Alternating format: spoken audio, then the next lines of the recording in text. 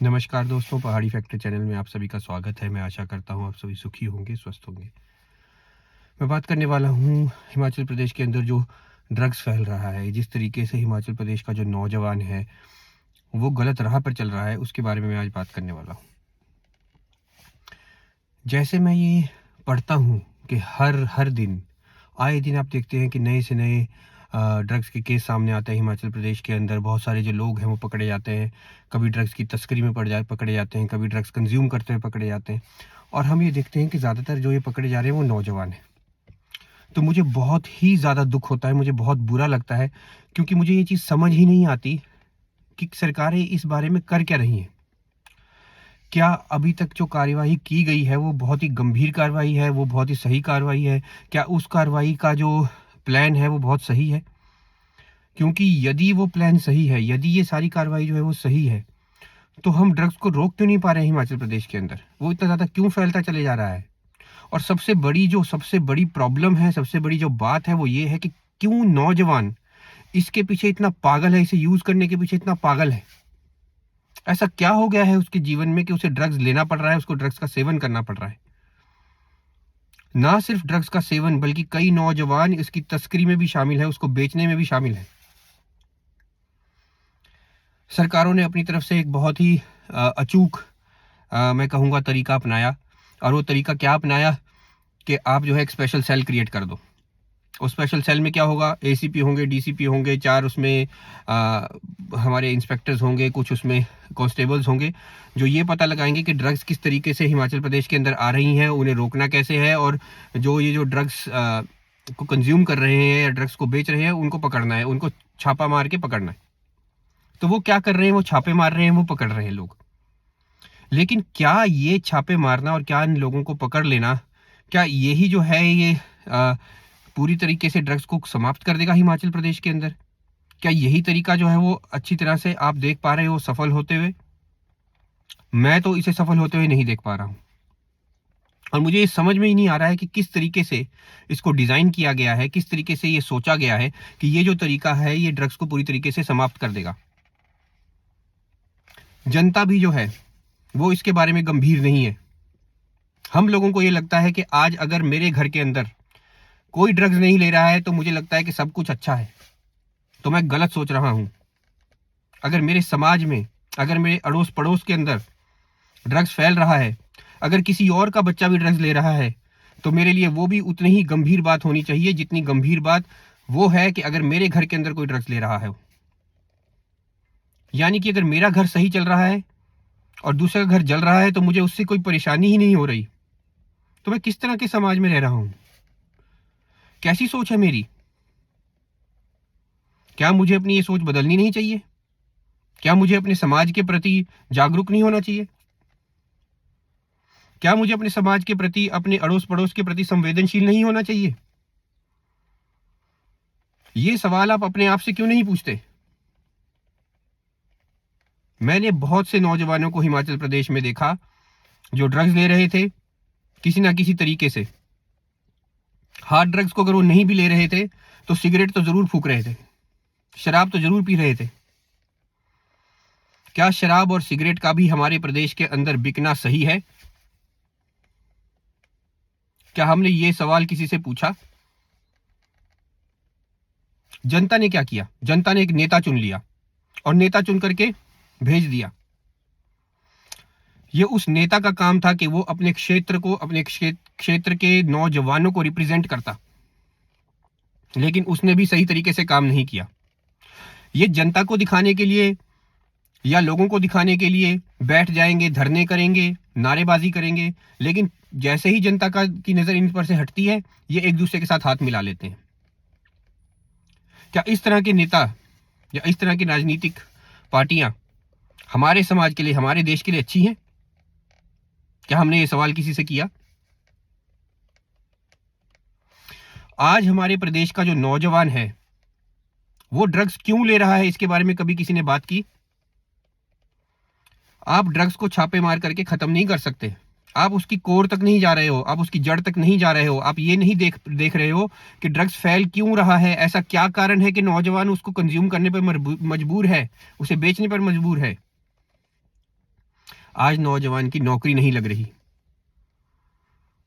नौजवान हिमाचल प्रदेश के अंदर डिप्रेशन में जा रहा है, आत्महत्या तक करने पे मजबूर है। सरकारी नौकरी को तो आप भूल ही जाइए, प्राइवेट नौकरियां भी नौजवानों की नहीं लग रही, जिसकी वजह से जो नौजवान है ये डिप्रेशन में जा रहा है। डिप्रेशन में जाने की वजह से इसे कोई ना कोई तरीका चाहिए उस डिप्रेशन से बाहर आने का, और उसे एक ही तरीका नजर आता है, और वो तरीका है ड्रग्स लेना। बहुत सी ऐसी फिल्में हैं, बहुत से ऐसे सीरियल्स हैं जो टीवी के ऊपर आते हैं, जिसमें ये दिखाया जाता है कि जो हीरो है वो सिगरेट पी रहा है, वो हीरो जो है वो शराब पी रहा है, हीरो गालियां दे रहा है।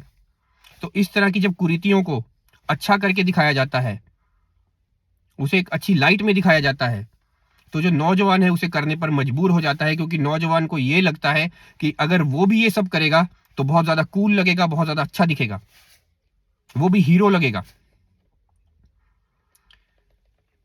ये जो कुरीति है ये ना सिर्फ समाज को बिगाड़ रही है, ना सिर्फ समाज को जला रही है, बल्कि धीरे धीरे एक बीमारी की तरह पूरे पूरे हिमाचल प्रदेश के अंदर फैल रही है। मेरी उम्र के जो लोग हैं, जो मेरी उम्र के भाई बहन हैं, मेरे दोस्त हैं, हो सकता है कि उनके छोटे बच्चे हों, हो सकता है उनके बच्चे स्कूल गोइंग हो, और ये जो ड्रग्स की कुरीति है, इससे जो सबसे बड़ा खतरा है वो छोटे बच्चों को है। दूसरा, जो टीन एज में जा रहे हैं उनके लिए खतरा है, और तीसरा खतरा वो उन लोगों के लिए है जो लोग कॉलेज से अभी अभी निकले हैं, नौकरी की तलाश में हैं। क्योंकि ये जो 3 वर्ग हैं नौजवानों के, खास करके इन तीनों वर्गों में जो सबसे छोटे बच्चे हैं, उन्हें इन्फ्लुएंस करना बहुत ही आसान है। वो टीवी देख करके, वो फिल्में देख करके, वो सीरियल्स देख करके इन्फ्लुएंस हो जाते हैं। वो किसी को टिकटॉक पर, किसी को इंस्टाग्राम पर, किसी को फेसबुक के जरिए देख करके इन्फ्लुएंस हो जाते हैं, उन्हें फॉलो करना शुरू कर देते हैं। अगर कोई भी ऐसा सेलिब्रिटी है जो ड्रग्स लेता हो, या कोई भी ऐसा सेलिब्रिटी है जो शराब पीता हो, सिगरेट पीता हो, उसे देख करके ये जो छोटे बच्चे हैं ये इन्फ्लुएंस हो जाते हैं, ये उसे करने पर मजबूर हो जाते हैं, क्योंकि इनको समझ नहीं आता, इनका दिमाग जो है वो उतने उतने लेवल के ऊपर इवॉल्व नहीं हुआ होता अभी। बहुत ही कोमल दिमाग होता है इनका, ये किसी भी चीज में ढल जाते हैं। दूसरा जो वर्ग है, जो टीनेज वर्ग है, ये वो वाला वर्ग है जो नई से नई चीजों को करने के, वो एक्सपेरिमेंट करने के लिए उतारू है। ये किसी नई चीज को छूने के लिए उतारू है, उसे एक्सपीरियंस करना चाहता है। तो ये क्या करते हैं, ये ड्रग्स को भी एक्सपीरियंस करने लग जाते हैं। इनके लिए वो बुराई नहीं है, क्योंकि इन्हें लगता ही नहीं है कि वो बुराई है। जब तक कि ड्रग्स उनके पूरे शरीर को नहीं खा जाता, उनको बड़ी से बड़ी बीमारी नहीं दे देता जैसे कि कैंसर, तब तक वो ये चीज कभी नहीं समझते कि ये बुरा है। उन्हें ये अच्छा लगता है, उन्हें ये एक्सपेरिमेंट लगता है, उन्हें लगता है कि वो ये करके बहुत ही अच्छे दिख रहे हैं समाज के अंदर, तो वो उस चीज को करने लग जाते हैं। ये दूसरे तरीके का वर्ग है। जो तीसरा वर्ग है, जो नौकरी की तलाश में है, वो डिप्रेशन में जाता है, उसे नौकरी नहीं मिलती, धक्के खाता है, परेशान होता है। उधर से उसका जो समाज है, उसके जो माँ बाप है, उसका जो भाई बहन है, उसका जो अपना परिवार है, वो उसको सपोर्ट नहीं करता है। वो ये बोलता है कि किसी तरीके से नौकरी लग, तो तेरे ऊपर हमने बहुत खर्चा कर दिया, तुझे बहुत पढ़ा लिया, तो अब तक नौकरी क्यों नहीं लग पाया। और ये सारी जो चीजें, ये सारी बातें उसके दिमाग में चलने लग जाती हैं। उसे इस चीज से बाहर निकलना है। अब बाहर कैसे निकलेगा, वो और लोगों को देखेगा कि वो कैसे निकल रहे हैं बाहर, और यदि उसकी नजर किसी भी बुराई के ऊपर पड़ती है और उसे लगता है कि ये बुराई कुछ देर के लिए दिमाग से वो बात बाहर निकाल देगी, तो वो उस चीज को भी करने पर मजबूर हो जाता है। यही वो वर्ग है जिसका फायदा पॉलिटिकल पार्टीज भी उठाती हैं, यही वो वर्ग है जिसका फायदा जो है गलत लोग भी उठाते हैं, क्योंकि इनके पास कोई नौकरी नहीं, पैसा इनको कमाना है, सरवाइव करना है, रोटी खानी है। तो ये क्या करते हैं, ये बुराई का भी साथ दे देते हैं, और बुरे लोग इनसे ड्रग्स की तस्करी भी करवाते हैं, बुरे लोग इनसे ड्रग्स बिकवाते भी हैं, और ये कंज्यूम भी करते हैं। अब इनसे उनको तुरंत पैसा मिल जाता है, तो इनको लगता है कि ये काम तो बहुत अच्छा है, और ये धीरे धीरे धीरे धीरे इस बुराई के अंदर पूरी तरह से लिप्त हो जाते हैं। जब तक हमारा समाज, जब तक हमारी पॉलिटिकल पार्टीज, जब तक हमारे नेता, जब तक हमारी गवर्नमेंट्स इस बुराई की जड़ तक नहीं जाती, इस बुराई की जड़ को पूरी तरह से नहीं मिटाती, तब तक ये जो ड्रग्स है ये हमारे प्रदेश में से नहीं हट सकता। 4 जगह छापे मार लेने से, 4 लोगों को पकड़ लेने से आप कुछ नहीं करोगे। आज आप 4 लोग पकड़ोगे, 4 अगले दिन आपको और मिल जाएंगे। आपको इस बुराई को पूरी तरह अगर खत्म करना है तो सबसे पहले नौजवान को, जो उसका जो समय वो बर्बाद कर रहा है इधर उधर की काम में, उस समय को सही जगह पे आपको इस्तेमाल करवाना होगा, उसको सही डायरेक्शन की तरफ घुमाना होगा। अब सही डायरेक्शन में आप कैसे घुमा सकते हैं? आप ये चीज को समझने की कोशिश कीजिए कि जो नौजवान है वो इस चीज को समझ ही नहीं पा रहा है कि वो अपना समय बर्बाद कर रहा है इन चीजों में, वो अपनी हेल्थ को भी खराब कर रहा है, वो किसी ना किसी तरीके से इस बुराई में घुस रहा है, इस बुराई के अंदर प्रवेश कर रहा है, वो इस चीज को नहीं समझ पा रहा है। और क्योंकि नौजवान इस चीज को नहीं समझ पा रहा है, इस बुराई को अच्छे तरीके से अब अंडरस्टैंड नहीं कर रहा है और ये नहीं देख रहा है कि वो अपना समय बर्बाद कर रहा है, तो आप कुछ भी करेंगे उसे समझ नहीं आएगा। उसे समझाने का सबसे बढ़िया तरीका है कि जो समय वो बर्बाद कर रहा है, उस समय को सरकारें कुछ स्किल डेवलपमेंट के रूप में, उन्हें कुछ ऐसा काम दे करके इंटर्नशिप के रूप में उसे किसी काम पे लगाए, किसी अच्छे काम पे लगाए। और जब आप उसको अच्छे काम पे लगाएंगे, जब आप उसे इंटर्नशिप्स देंगे, जब आप उसे कुछ ऐसा काम देंगे जिसे वो थोड़े टाइम के लिए कर सके, उससे कुछ सीख सके, कुछ नई स्किल्स वो इंप्रूव कर सके, तो उसे खुद लगने लगेगा कि उसे ये सब स्किल्स सीखने के बाद अच्छी अपॉर्चुनिटीज मिल रही हैं, अच्छी नौकरियां मिल रही हैं, अच्छी जगह पर वो इंटरव्यू देने के लिए बैठ पा रहा है, उसके अंदर वो कॉन्फिडेंस डेवलप होगा। दूसरी चीज है उसे मेडिटेशन की तरफ थोड़ा बहुत भेजना, और वो मेडिटेशन की तरफ इसलिए भेजना ताकि उसका जो दिमाग है वो हमेशा फ्रेश रहे, उसके दिमाग के अंदर टेंशन ना रहे, वो डिप्रेशन की तरफ ना जाए।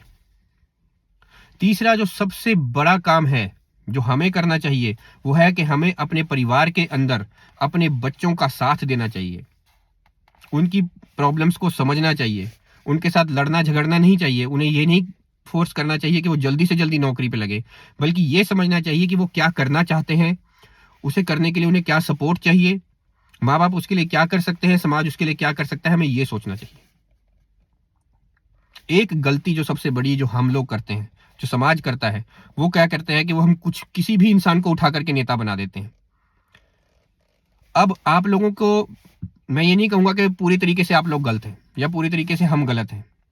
हम भी पूरी तरीके से गलत नहीं है, हम सब जो जनता है हम पूरी तरीके से गलत नहीं है, क्योंकि हम आम इंसान हैं, हम मजबूर हैं, हमारे पास समय नहीं है, हम रोटी कमाने में ही अपना पूरा समय बर्बाद कर देते हैं, पूरा समय लगा देते हैं, अपने बच्चों को पालने में, अपने परिवार को पालने में हमारा पूरा समय निकल जाता है, इसीलिए हम नेता चुनते हैं। लेकिन अगर हम नेता को ढंग से नहीं चुनते या किसी गलत नेता को चुन लेते हैं तो वो हमारे सर के ऊपर तांडव ही करेगा। तो इस चीज को आपको समझना होगा। सही इंसान को जब आप डालोगे ही नहीं सही जगह पे, सही काम के लिए सही इंसान को नहीं चुनोगे, तो वो काम खराब ही करेगा, काम गलत ही करेगा, कभी सही नहीं करेगा। और वही होता आ रहा है। दूसरी जो सबसे बड़ी गलती हम कर रहे हैं कि हम सिर्फ अपने परिवार तक ही सोचते हैं, परिवार तक ही सीमित रहते हैं, कभी अपने समाज के बारे में नहीं सोचते, कभी अपने सोसाइटी के बारे में नहीं सोचते, कभी अपने अड़ोस पड़ोस के बारे में नहीं सोचते, कभी अपने राज्य के बारे में नहीं सोचते, और इसी वजह से हम अपने देश के बारे में भी नहीं सोचते। अगर आपको लगता है कि आपके घर के अंदर कोई बुराई नहीं है, तो आप अपने अड़ोस पड़ोस में देखिए, अपनी सोसाइटी में देखिए, अपने समाज में देखिए, क्या क्या आपके समाज में, आपके अड़ोस पड़ोस में कोई और ऐसा है जो इस बुराई के अंदर हो? अगर वो उस बुराई के अंदर है तो आप किस तरीके से उसकी मदद कर सकते हैं, इसके बारे में भी सोचिए।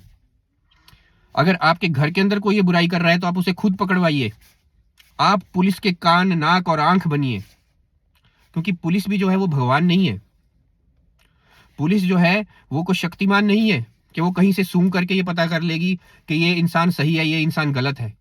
समाज को पुलिस की कान नाक और आंख बनना होगा, समाज को भी इस बुराई को ढूंढना होगा और पुलिस की मदद करनी होगी इस बुराई को खत्म करने के लिए। यदि मेरे घर में कोई गलत काम कर रहा है तो उसको मैं खुद पकड़वाऊंगा। मेरे समाज में कोई गलत काम कर रहा है तो मैं पुलिस को बताऊंगा कि कौन ये गलत काम कर रहा है। ये चीज हमें करनी होगी। अगर हम शांत बैठे रहेंगे, अगर हम अपनी आंखें मूंद लेंगे और हम उसको अनदेखा कर देंगे, तो हम ये कुछ अच्छा नहीं कर रहे, ना अपने साथ ना अपने समाज के साथ, क्योंकि घूम फिर करके ये बुराई जो है आपके घर तक भी जरूर आएगी। जैसे कोरोना पेंडेमिक था, उसने कई लोगों को छुआ, कई लोगों को बीमार किया। उसी तरीके से ये जो ड्रग्स की बीमारी है, अगर हमारे समाज में घूम रही है तो कभी ना कभी ये हमारे घर तक भी पहुंच जाएगी। याद रखिए, बच्चे आपके भी हैं, और ये भी याद रखिए कि आपके बच्चे बड़े हो रहे हैं, आपके बच्चे भी कुछ सीख रहे हैं।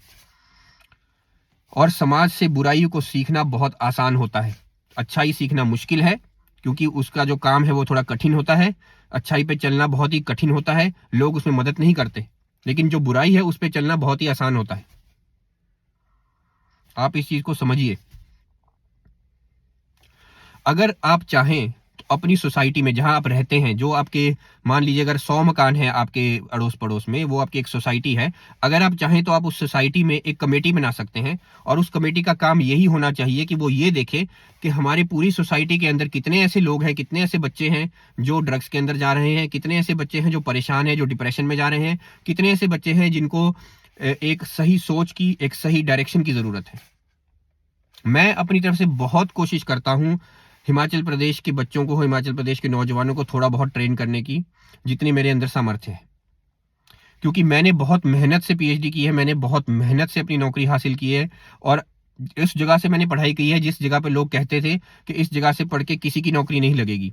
लेकिन उसके बावजूद भी मैंने दुनिया की सबसे बड़ी कंपनी के अंदर नौकरी हासिल की है, अपनी मेहनत से हासिल की है। और मैं ये नहीं चाहता हूं कि मैं ही अकेला नौकरी करता रहूं, मैं ही अपनी मेहनत को अपने अंदर जो है समेट के अपने साथ ही लेके मर जाऊं। मैं ये चाहता हूं कि जो भी मैंने चीज की है वो मैं लोगों तक बांटूं। जिन लोगों की मैं मदद कर सकता हूं, कुछ लोगों की मैं मदद कर लूं। मैंने सरकारों को कई बार कहा, ट्विटर के जरिए, फेसबुक के जरिए, इंस्टाग्राम के जरिए, चिट्ठी तक लिख करके ये कहा कि अगर उन्हें मेरी मदद की कोई भी जरूरत है, चाहे वो एक प्रॉपर प्लान बनाने की हो, ड्रग्स को किस तरह से खत्म करना है वो प्लान हो, चाहे रोड की प्लानिंग का प्लान हो, सड़कें बनाने का प्लान हो, चाहे एजुकेशन को डिजाइन करने का प्लान हो, ये जिस भी तरह का अगर आप कोई प्लान करना चाह रहे हैं, उसके लिए अगर आपको मेरी मदद की जरूरत है तो मैं मदद करने के लिए तैयार हूं। लेकिन आज तक किसी ने भी मुझे कांटेक्ट नहीं किया, आज तक किसी ने भी मेरी वो जो मदद है वो लेने की कोशिश भी नहीं की। मैं फिर भी अपनी तरफ से मेहनत करता रहूंगा, मुझे उससे कोई फर्क नहीं पड़ता। मैं तो नौकरी अपनी कर ही रहा हूं, मैं तो अपने पैसे कमा ही रहा हूं, अपने बीवी बच्चों को पाल ही रहा हूं।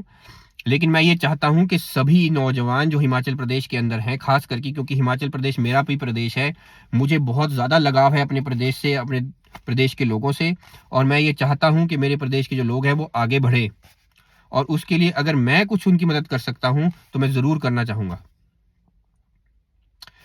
अगर आप में से किसी को भी मेरी ये बात बुरी लगी हो तो मैं आपसे हाथ जोड़कर क्षमा मांगता हूँ, लेकिन मैं आपसे ये प्रार्थना करता हूँ कि आप लोग जागरूक बनिए, अपने समाज के प्रति, अपने देश के प्रति, अपने बच्चों के प्रति।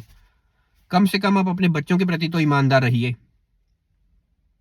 अपने बच्चों को बड़ी बड़ी मोटरसाइकिल लेके दे देना, बहुत ज्यादा पैसा दे देना, बड़ी बड़ी गाड़ियां लेकर के दे देना, ये सही माँ बाप होने का फर्ज नहीं है।